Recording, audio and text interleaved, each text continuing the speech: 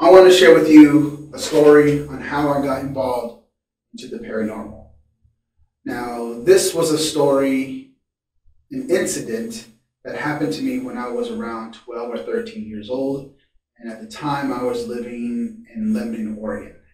Now, to set the mood, so to speak, I was laying in bed and I heard like some walking in the living room, which is literally around the corner to where my bedroom was at. So I heard some walking. I decided to get up, and as soon as I get up and I took a peek out the door, I saw two black shadows standing in front of each other. They were probably what I think now is probably almost 6 foot tall, but they had two pointy heads on them. Now, they were talking, but I could not understand, and I didn't know the language they were talking in either. But they were there for about a good 5 minutes. And then from there, I went back in to my bedroom and I just stayed in bed. And of course, the next day, I didn't know to either talk to my parents about it or just kind of left it alone. Maybe it was a dream or something like that. But from that point on is kind of how my path began into the paranormal. I didn't know anything about that type of stuff at that time.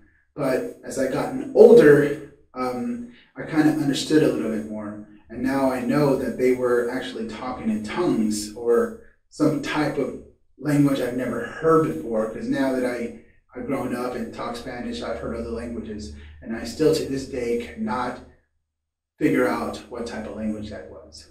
And including and how they looked, the description of how they looked as well. Around 6 foot tall and pointy heads, that just stuck with me through all these years. So that is kind of like the first steps on how I began this paranormal journey.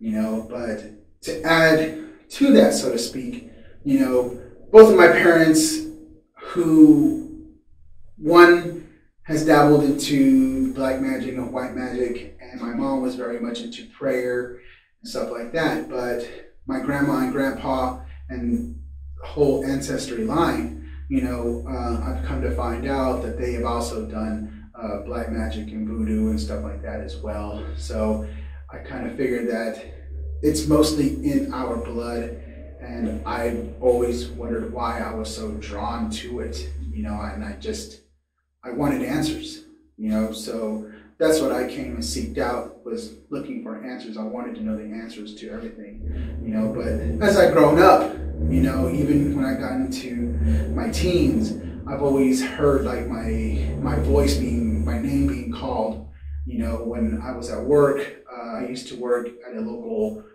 grocery store, and I used to work overnights, and I would be the only person there, and I would be working, and then, on the corner, I would see like a dark shadow just shoot across, or if I knew that nobody was there, I would hear my name being called, and it's always been that type of stuff that just kind of kept me on the edge, so to speak, always kept me right there, always wondering what that could be, and honestly, I have, to this day, no idea what it is, but I'm understanding of what it is. So, with that being said, I've always wondered why things always happen to me spiritually, paranormal. I've always wondered. Now, that first one that I told you about, it has more importance in it because I was a little bit older, so I could understand more and I could tell in depth of what happened.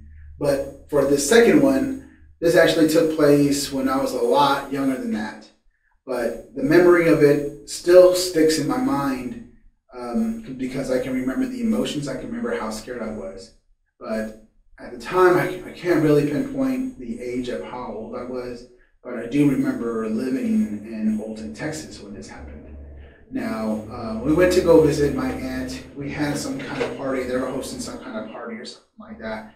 But I do remember walking to the kitchen, to the living room, and stopping at the foot of the stairs.